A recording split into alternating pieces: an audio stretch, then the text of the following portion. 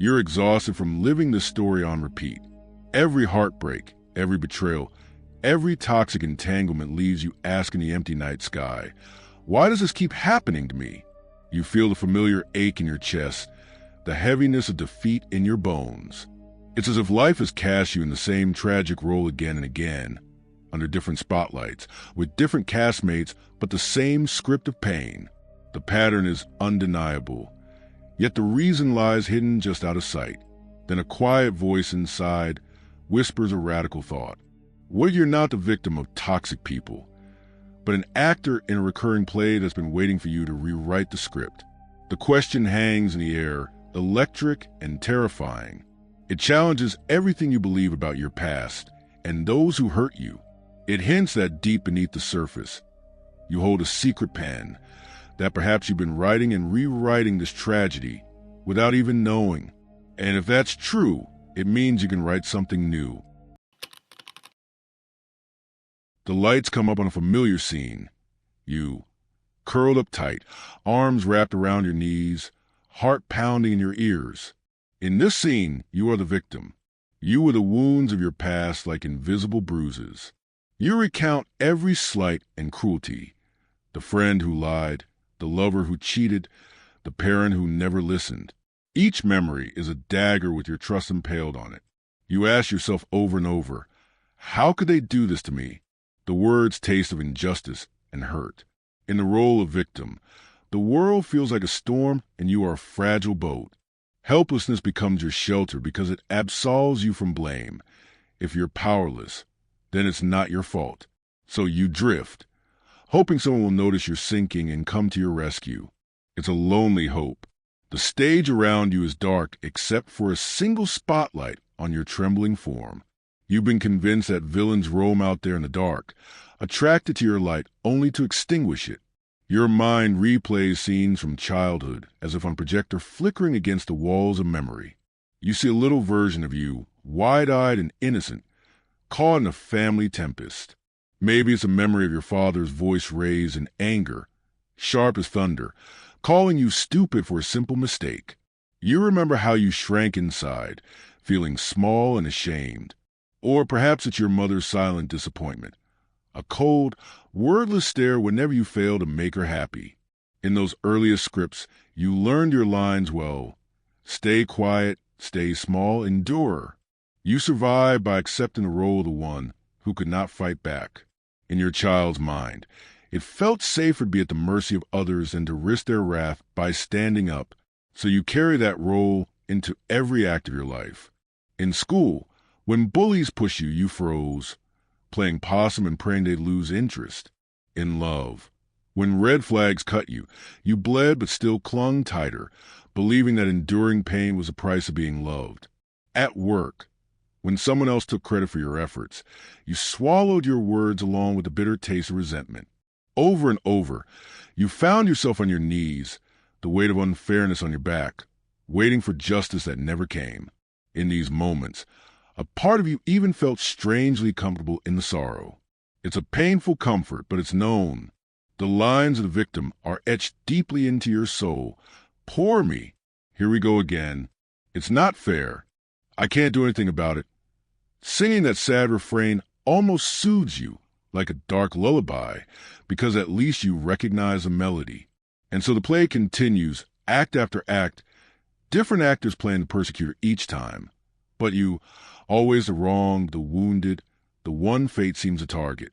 Yet somewhere beyond the script's edge, a question quietly grows. If you've been here so many times, why do the scenes never change? Why does the story never end in triumph or escape? Why do you keep finding new tormentors to hand them the same knife? The world sees you as a perpetual victim of misfortune, but inside you there's a spark of rebellion.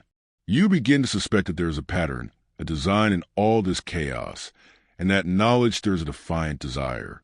This can't be all I'm meant to be, you think in a rare moment of clarity. The victim role has protected you in a twisted way. It's always someone else's fault.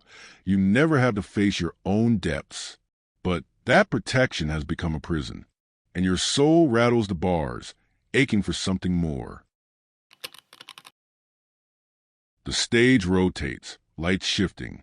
A mirror descends, and suddenly you see yourself from a new angle, one that sends a jolt of shame through you. There are times, hidden in your history, when you weren't only the victim. Times when pain you swallowed turned into poison. Times when that poison spilled out. Remember the day you swore you'd never become like the ones who hurt you, only to hear the same harsh tone of your father slip through your lips at someone you love? It happened in a flash, a minor mistake by your partner or child, and you snapped. Your words cut the air. What's wrong with you? The very phrase once hurled at you. In an instant, you became the persecutor. The realization stings like ice. The abused have become the abuser, if only for a moment. You saw the shock in the other person's eyes, the same hurt you once felt. It was a horrifying déjà vu. You want to pretend it wasn't you, blame it on stress or anything else. But the mirror on stage shows the truth. That monster had your face. Other times, your inner persecutor aimed its weapon at yourself. How often have you stood before a mirror, not the stage mirror but the bathroom one, glaring at your own reflection with disgust? You hear a voice inside call you worthless, a failure, unlovable, and it sounds just like a cruel villain. This is an unexpected twist. You have been your own persecutor all along. You berate yourself for being so stupid to trust them, for always messing everything up. Each insult you hurl inward leaves invisible scars. In truth, no outside enemy has ever been as brutal to you as you sometimes are to yourself in the solitude of your mind. Then there are subtler moments when resentment makes you cold and hard. Think of that friend who always leaned on you, the one you picked up off the floor countless times.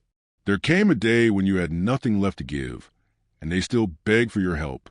Exhausted and angry, you lashed out or withdrew in icy silence.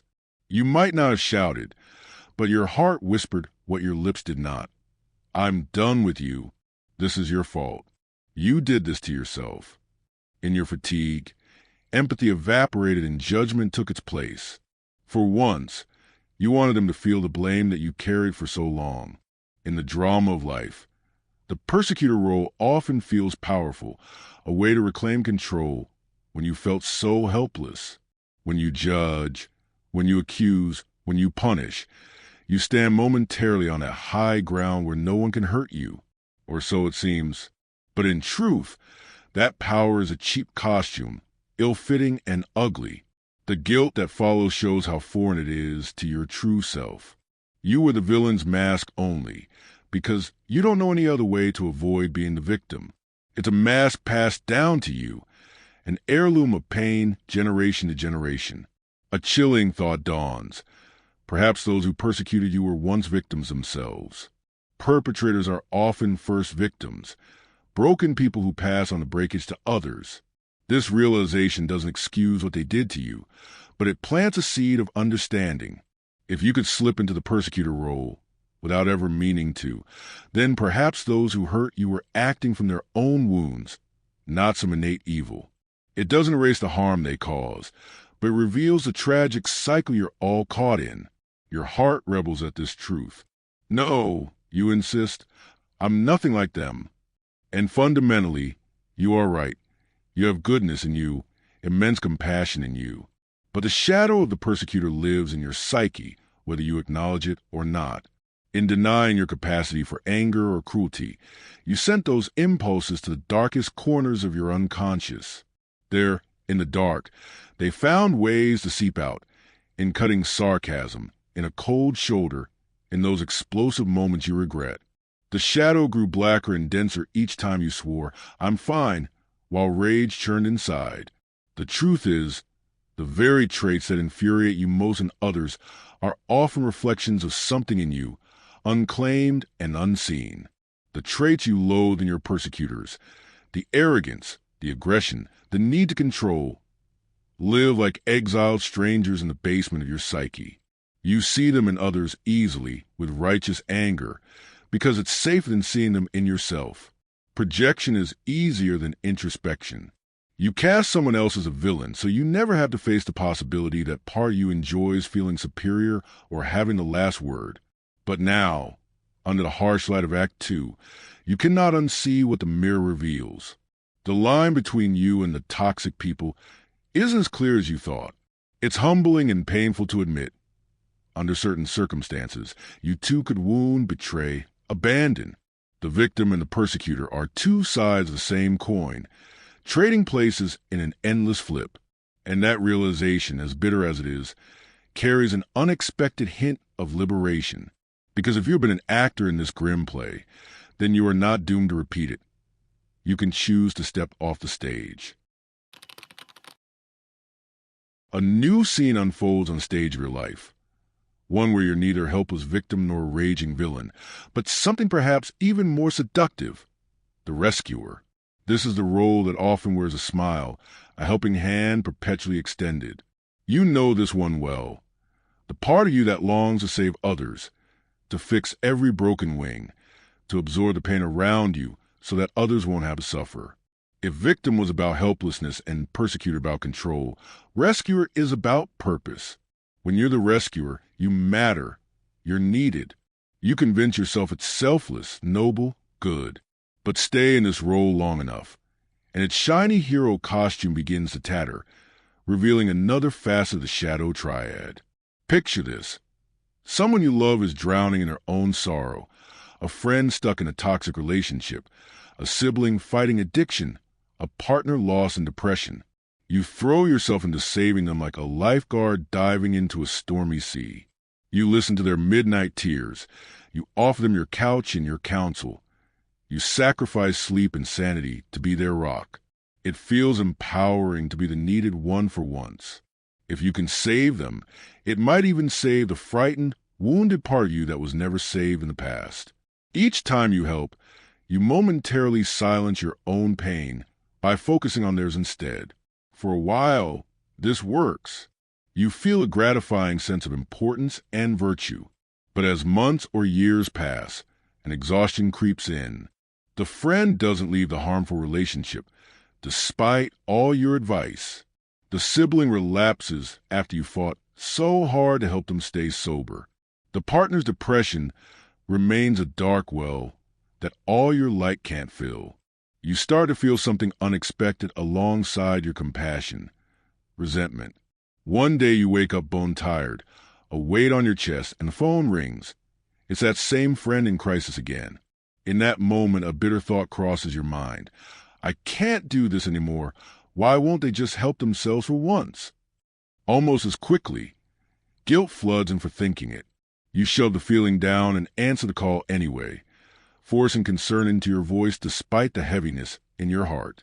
You keep playing the rescuer, even as your own soul is running on empty. And here lies the paradox. By playing the savior of others, you have been abandoning yourself. Your needs always come last. You patch up everyone else's wounds while your own quietly bleed beneath the surface. You give and give until anger begins to simmer beneath your saintly smile. Eventually, inevitably, the dam breaks. Perhaps you lash out at the very people you've been helping, snapping that you're not appreciated, that you're tired of always being the strong one. Or maybe you collapse into tears alone, feeling used and unseen, sliding right back into familiar arms of victimhood. After all I did for them, this is what I get. The rescuer becomes a victim once more, completing the twisted circle of the triad. Where did this impulse begin? If you trace it back, you might find a tender origin in childhood. Maybe you became a family mediator, constantly trying to calm dad's anger or cheer up mom, so the house would be peaceful. Or maybe no one rescued you when you were small and scared, and you vowed to become a protector you never had. This role felt empowering where victimhood did not, and morally safe in a way being a persecutor never could. But the truth is, it was never pure altruism. It was also an escape. By fixing others, you could avoid fixing yourself. By focusing on their problems, you didn't have to face your own helplessness and rage. The rescuer wears a halo, but often conceals a wounded healer desperate to heal themselves. Carl Jung wrote the perils of identifying only with our good side while repressing our darkness. The rescuer archetype is a prime example. You identify so strongly as a savior that you blind yourself to the selfish or controlling motives beneath your kindness. You tell yourself, I'm doing this purely out of love. But part of you is also feeding on being needed, escaping your own emptiness by busying yourself with someone else's life. And sometimes, helping can even be a subtle form of control. You unconsciously keep the other person dependent on your aid because it makes you feel important. It's a bitter thing to consider, but honesty demands it now. Has there ever been a time you interfered in someone's struggle not just for them, but so you could be the hero? Facing this doesn't make you evil. It makes you human. It uncovers the hidden strings of the role you've been playing. The rescuer, for all its goodwill, is still a role in the drama triangle, and it keeps the play of suffering in motion. By constantly saving the victim, you might prevent them or yourself from ever learning to stand on their own. And by swooping in to disarm the persecutor, you may enable them to continue or deny them their own chance to change. In trying so hard to be a savior, you unintentionally cement everyone in their roles, including yourself. The theater of your mind falls silent. No props, no costumes now, just you, standing before a mirror under a single stark light. This is the moment of truth, where you face what lurks behind all the roles. Jung called this confrontation with the hidden self, making the darkness conscious. You stare into the mirror and see not a victim, not a villain, not a savior, but a whole person who's been all three. This is your shadow, the amalgam of all you have repressed, denied, or overlooked in yourself. It stands before you naked and honest, neither evil nor good, simply true, and it asks for your acceptance. You realize healing doesn't come by avoiding your darkness, but by bringing it into the light. So you take a deep breath and look, really look, in the mirror's reflection. Scenes of your life play out around you, a panorama of your recurring play. You see your childhood self, lonely and longing for safety. You see your teenage self, angry and rebellious with no healthy outlet. You see your adult self, desperate to love and be loved, sometimes at any cost. These selves have been driving the show from behind the scenes, pulling the invisible strings that led you into familiar dramas. They are the reason you fell for the same kind of toxic lover who mirrored your unavailable parent, hoping unconsciously to change the ending this time.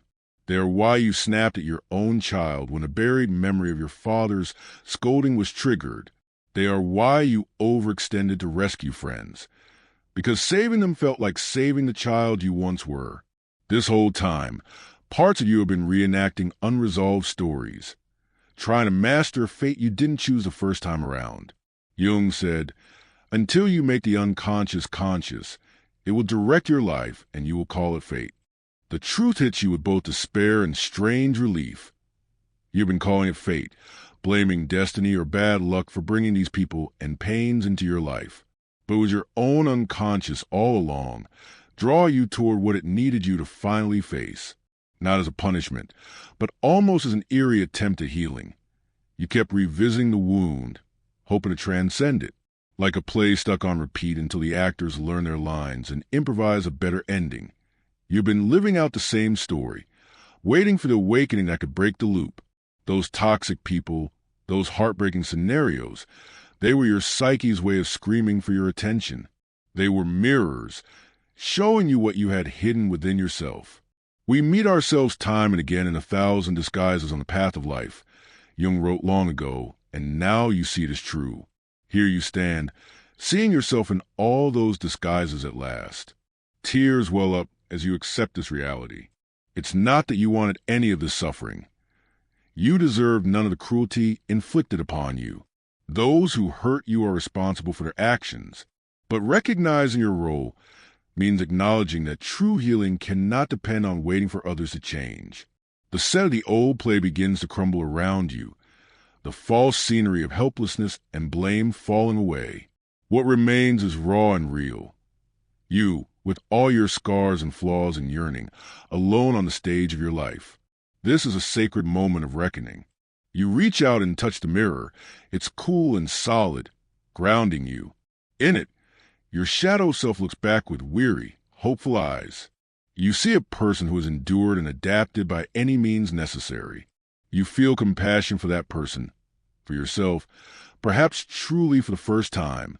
Yes, you played roles that ended up hurting you and others. Yes, you stayed too long in situations that reopened old wounds. But you also see how it all makes sense, given your past. There is no villain here, only an unfinished story. The Shadow Triad, victim, persecutor, rescuer, are like three misbegotten children of your psyche, each born from pain. The victim in you needs safety and validation for the suffering you endured.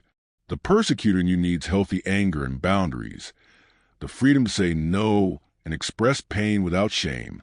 The rescuer in you needs to feel worthy and loved not for what you do for others, but for who you are. None of these parts are bad. They were just misguided in their methods. And now, by seeing them clearly in the mirror, you can step beyond their compulsions. You can at last embrace them and let them transform. The stage is dark. The old play has ended, its actors scattered and spent. For a moment, there is quiet, the kind that lingers just before new dawn.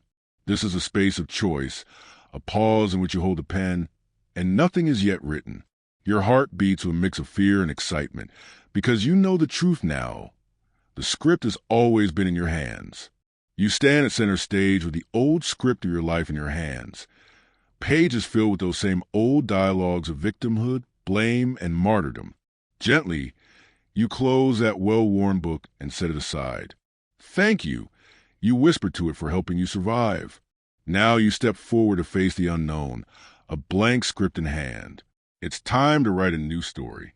Writing a new script doesn't mean your life magically becomes free of pain or difficult people. It means you change how you dance with them. No longer a passive character reciting someone else's lines. You become the author, the creator of your story moving forward. You practice a new way of responding to your emotions. When pain arises, you don't push away or lash out blindly. You acknowledge it and comfort the hurt part of you gently, reminding yourself that you're not powerless anymore. When anger flares, you allow yourself to feel it without shame and channel it into honest words or firm boundaries instead of letting it simmer into rage or explode without control. When the urge to rescue someone arises, you catch yourself. Do they truly need saving, or am I escaping my own needs? You might still help. Your compassion is a gift. But now you do it with awareness. You offer support without sacrificing yourself. And sometimes you step back and let them face their trials, trusting that they, too, have the strength to find their way. You begin to understand that saying no can be as loving as saying yes. Each of these choices is a new line in your script. At first, the old roles will try to improvise their way back in. You might slip, find yourself whining in self-pity one day or raging unfairly the next. That's all right. Transformation is a rehearsal, not a single performance. Every day you practice, the new script becomes more natural, more you, and the old drama triangle loses its grip, scene by scene. There will come a day when you'll face a situation that once would pulled you into familiar dance. Someone trying to cast you as victim, or pleading for you to rescue them, or provoking your anger. But this time, you pause and gently decline the old role. Perhaps you calmly speak your truth instead of swallowing it. Perhaps you let a loved one solve their own problem instead of rushing in. Or you simply walk away from an unnecessary fight. In that moment, the cycle shatters like glass under clear light. You might recall another of Jung's insights, one that now flows in your veins as hard-won wisdom. I am not what happened to me. I am what I choose to become. What happened to you is real and will always be part of your story, but it is not the end of your story. You are not fated to remain the victim of others' cruelty. You are not doomed to become the monsters that hurt you, and you are not obligated to save everyone at the cost of yourself. You are something far greater and freer, a soul learning to write itself into wholeness. With each conscious choice, you are individuating, becoming the distinct, authentic self you are meant to be, beyond the confines of those old archetypal prisons. Individuation, as Jung described it, is a hero's journey inward to claim all parts of oneself. You're doing just that by integrating your shadow, befriending the frightened victim, the raging persecutor, the desperate rescuer within. You are reclaiming your fullness. The energy that was trapped in repetitive drama is now transformed into fuel for creativity, love, and growth. The recurring play no longer holds you captive. The toxic characters lose their eerie allure because you no longer need them to play out your unhealed stories. You can see them for what they are, just people, no more and no less. You stop romanticizing saviors and demonizing villains. You stop giving away your power to either. You may even feel a quiet forgiveness, not as an excuse for others' wrongs, but as a release of their hold on your narrative. They showed you through contrast what you do not want, and in that way, oddly, they helped you find the pen in your own hand. As the author of your life, you find that empathy comes more easily. Started with empathy for yourself.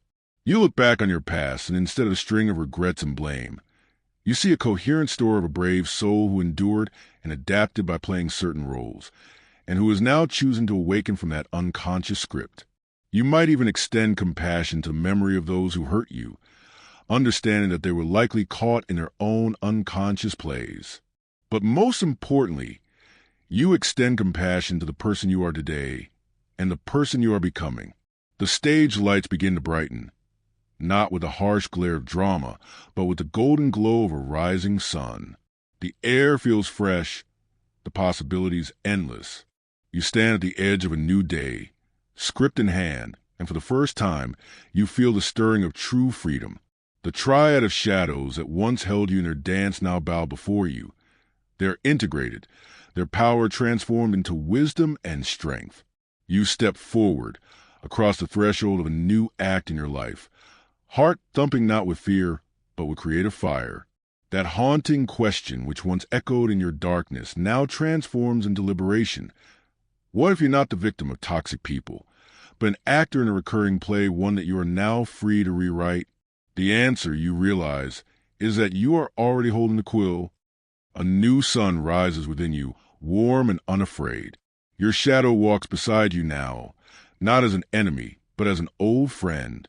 On the blank page of tomorrow, you ink your truth in bold, radiant lines. And at long last, you become the author of your own life.